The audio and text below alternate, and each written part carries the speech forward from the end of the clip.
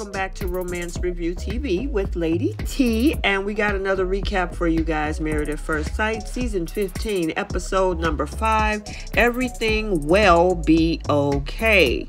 So we have some folks giving some ultimatums.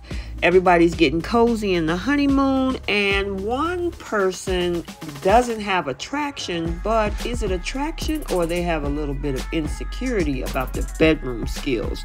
So we'll unpack all of this.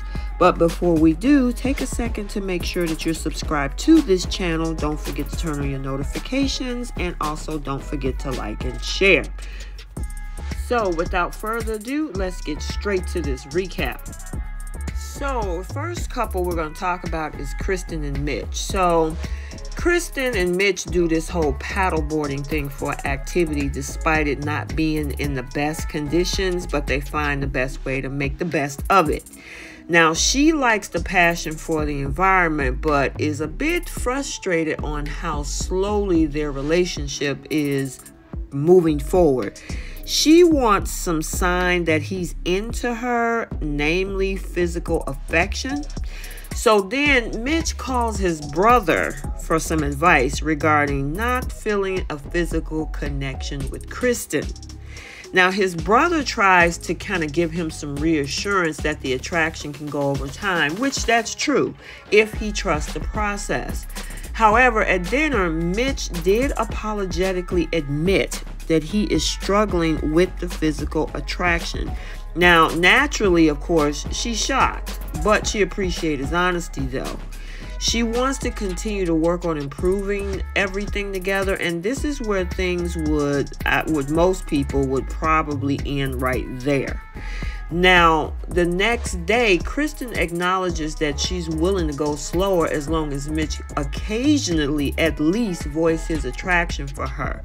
But that's not without any cost, because she put an ultimatum on the table that if they don't have sex or there isn't an I love you between them by decision day, she will ask for a divorce. Now, obviously, I know she's not going to wait forever for him to make up his mind, but at least she's open to being open throughout these 8 weeks while protecting herself.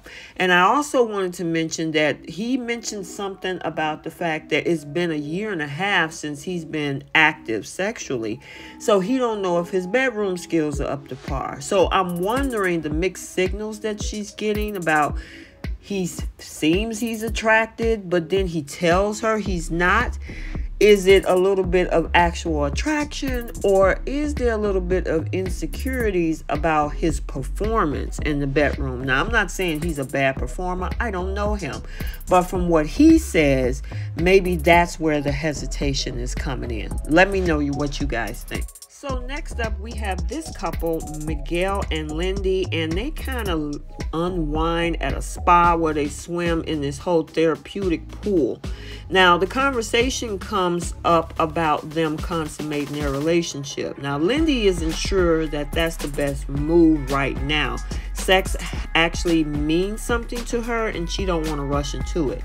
But Miguel, on the other hand, thinks that they should get it in with that milestone behind them so they can move forward. And yeah, that was pretty interesting. Now, people have their ways of building a connection. I know men and women are different in how they build their connection. But I know she was kind of surprised, but he didn't push the issue. Now, Lindsey and Miguel also talk about their past at dinner, and he opened up about growing up with his parents being divorced. Miguel shared his experience growing up with a mom who had schizophrenia and how that impacted him. Likewise, Lindsey also had trauma in her childhood as well. So she talks about her parents' messy divorce and how it played a role in the view of their relationships and how she was raised in the religion that they were in. Hopefully, despite their past, maybe they can, grow from that and grow into a healthy and happy marriage moving forward. And it looked like they're headed that direction. So let's now talk about Stasia and Nate. So things get a little steamy when Nate and Stasia enjoy breakfast in this whole hot tub scene after that hot shower scene in the previous episode. So it's no surprise that their connection is getting even stronger. Now, she even admits that she's intrigued about where their physical relationship could end up in the future. And of course, he is all too willing to explore that option as well. Later on, we see with Nate and Stasia, they're having some fun when they go four-wheeling together, and things are pretty much going well until it seems that he's distracted by taking all of these photos, being like a tourist, and didn't meet Stasia's pace and how, because she was way ahead of him. When he does finally catch up with her, she's disappointed that it felt like that they were doing activities separately. Now, she hopes that this doesn't become a reoccurring thing in their marriage, and I doubt it. And like he said, it's a transition period of moving from being totally single, not even knowing that he was going to get married, to now 3 weeks into this, it is what it is. Now, at dinner, Stasia confronts Nate about filing for bankruptcy in the past. And yeah, I don't know if she knew about the whole thing where he was selling, designer bags or fake ones. But although his finances are no longer an issue, she sees it as a possible red flag. So as a result of that whole conversation, she asked him to agree to a postnup and doesn't want to move forward in a marriage if he won't agree.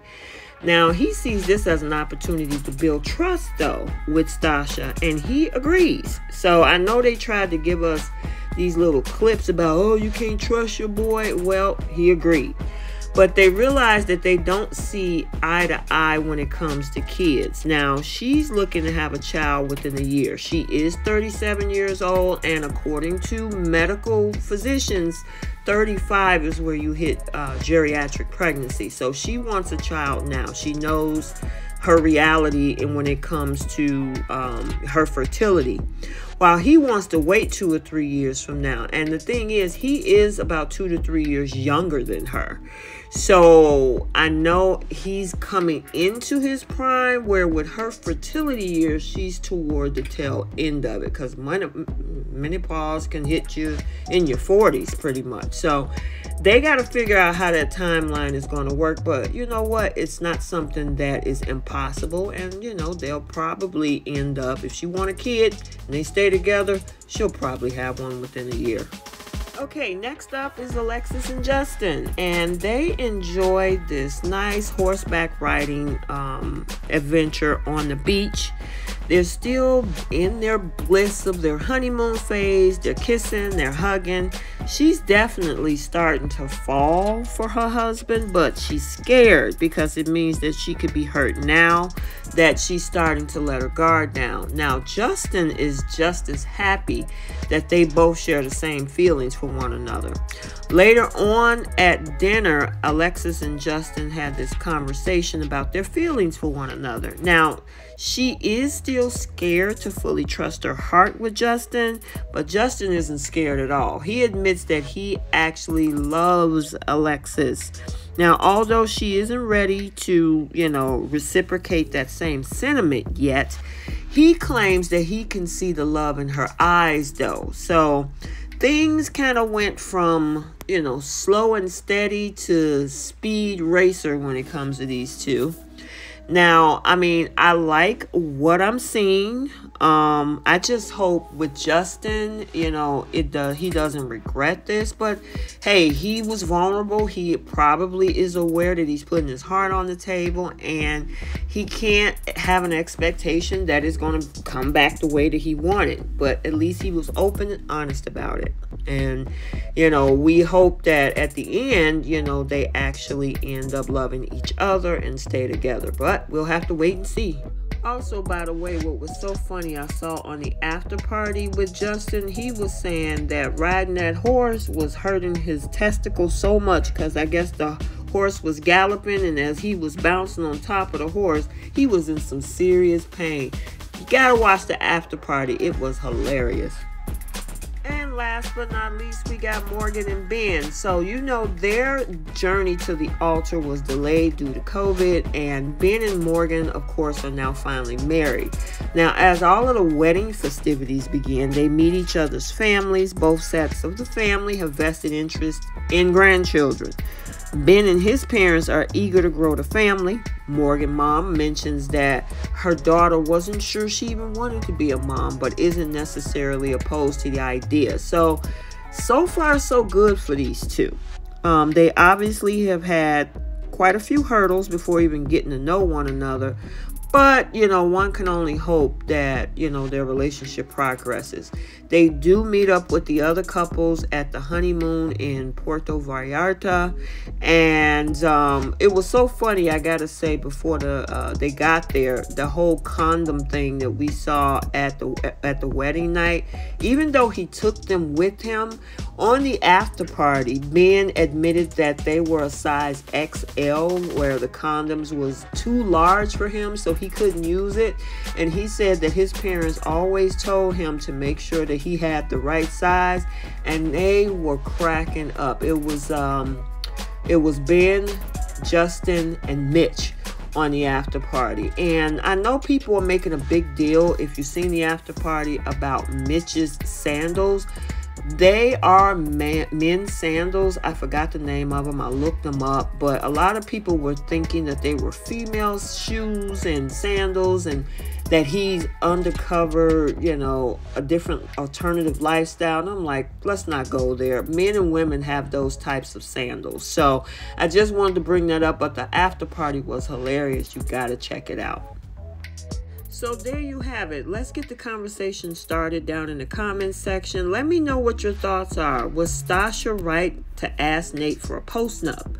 Do you think that Justin is going to regret saying so soon that he loved Alexis?